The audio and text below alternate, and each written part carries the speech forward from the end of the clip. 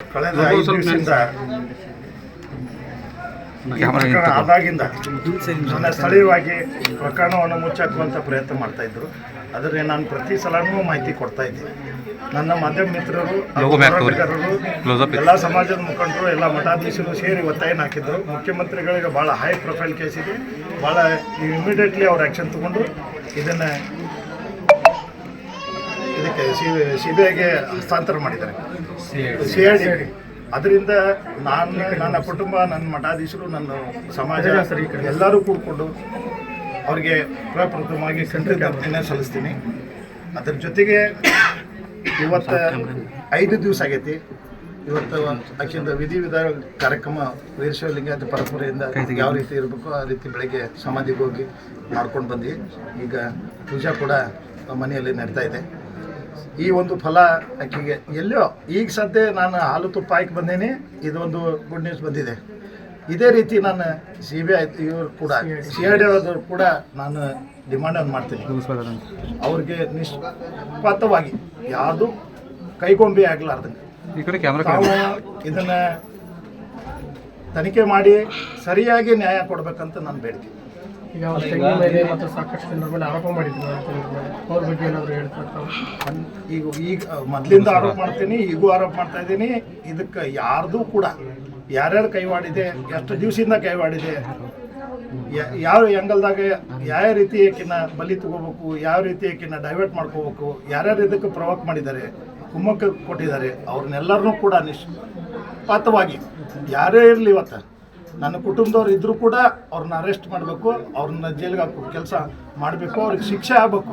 ಬರೀ ಜೈಲಿಗೆ ಹಾಕಿದ್ವಿ, ನಾಳೆ ಜಾಮೀನು ತೊಗೊಂಡ್ರು ಹೊರಗಡೆ ಆದವ್ರು ರಾಜಾರೋಷವಾಗಿಲ್ಲ.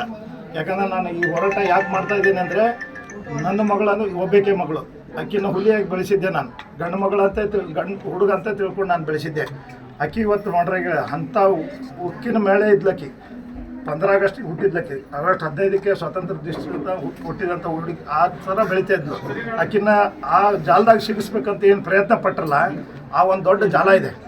ಅದು ಕಾಲೇಜ್ ಲೈಫ್ನಾಗ ಇರ್ತಕ್ಕಂಥ ಎಲ್ಲ ವ್ಯವಸ್ಥೆ, ಎಲ್ಲ ಇನ್ಸ್ಟಿಟ್ಯೂಟ್ದಾಗೂ ಆಧಾರ ಅಂತವ್ರು. ಅವ್ರನ್ನ ಸರಿಯಾಗಿ ತನಿಖೆ ಮಾಡಬೇಕು. ಮತ್ತೆ ಬೇರೆ ಕೂಡ ಆಗಬಾರ್ದು. ಎಲ್ಲ ವಿದ್ಯಾರ್ಥಿಗಳು ನನ್ನ ಮಕ್ಕಳು.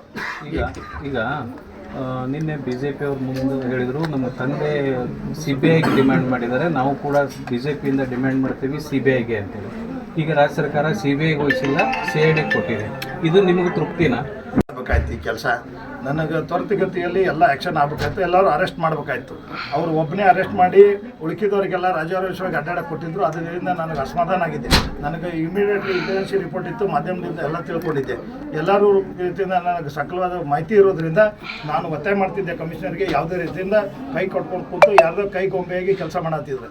ನನಗೆ ಅವ್ರಿಗೆ ಡಿಮಾಂಡ್ ಮಾಡಿದ್ದೆ, ಅವ್ರನ್ನ ಇಲ್ಲಿಂದ ಟ್ರಾನ್ಸ್ಫರ್ ಮಾಡಿ ಅಗದಿ ದಕ್ಷ ಅಧಿಕಾರಿ ಬೇಕು, ದಕ್ಷ ಕಮಿಷನರ್ ಬೇಕು ಅಂತ ಡಿಮಾಂಡ್ ಇಟ್ಟಿದೆ. ಅದ್ರ ಜೊತೆಗೆ CID ಅಲ್ಲ CBI ಅಥವಾ ಇದಕ್ಕೆ CID ಕೊಡುವಂತೆ ನನ್ನ ಡಿಮಾಂಡ್ ಇತ್ತು. ಮಾನ್ಯ ಮುಖ್ಯಮಂತ್ರಿಗಳಿಗೆ, ಗೃಹ ಮಂತ್ರಿಗಳಿಗೆ, ನಾನು ಉಪಮುಖ್ಯಮಂತ್ರಿಗಳು ನಿನ್ನೆ ನನ್ನ ಫೋನ್ ಮುಖಾಂತರ ಮಾತಾಡಿದ್ರು. ಅವ್ರ ವಿವರಣೆ ಕೂಡ ಪಡ್ಕೊಂಡಿದ್ದರು. ನನ್ನ ಸಮಾಜ, ನನ್ನ ಮಠಾಧೀಶರು, ಎಲ್ಲ ಉಪಮುಖ್ಯಮಂತ್ರಿಗಳು ಕೂಡ ಜೊತೆ ಮಾತಾಡಿದ್ದಾರೆ. ವೀರಶೈವಲಿಂಗಾಯತ ಸಮಾಜ ಪೂರ ಅವ್ರ ಜೊತೆಗೆ ಸಂಪರ್ಕದಲ್ಲಿದ್ದು ಅವ್ರಿಗೆ ಮಾಹಿತಿಯನ್ನು ಕೊಟ್ಟು ಇಮಿಡಿಯೇಟ್ಲಿ ಮುಖ್ಯಮಂತ್ರಿಗಳು ಕೂಡ ಜೊತೆ ಮಾತಾಡಿ ನಾಳೆ ಆದೇಶ ಮಾಡಿಸ್ತೀನಿ ಮತ್ತು ಅವ್ರನ್ನೆಲ್ಲ ಬಂಧಿಸ್ತೀನಿ ಅಂತೇಳಿ ವಿಶ್ವಾಸ ಕೊಟ್ಟಿದ್ರು. ಇವತ್ತು ಬೆಳಗ್ಗೆ ಜಯ ಆಗಿದೆ.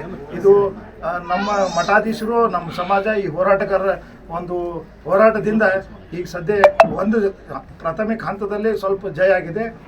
ಇಷ್ಟಕ್ಕೆ ಇದಕ್ಕೆ ನಾವು ತೃಪ್ತಿ ಪಡೋಂಗಿಲ್ಲ. ಸರಿಯಾಗಿ ನಿಷ್ಪಕ್ಷವಾಗಿ ಅದನ್ನು ತನಿಖೆ ಮಾಡಿ ಅವ್ರನ್ನೆಲ್ಲರನ್ನ ಬಂಧಿಸಬೇಕು. ಜೀವಾದಿ ಶಿಕ್ಷೆ ಮತ್ತು ಅವ್ರ ಗಲ್ಲು ಶಿಕ್ಷೆ ಏರಿಸೋ ತನಕನೂ ತಾವೆಲ್ಲರೂ ಅದಕ್ಕೆ ಸರಿಯಾಗಿ ಒಂದು ವರದಿಯನ್ನು ಕೊಡಬೇಕಂತೇಳಿ ನಾನು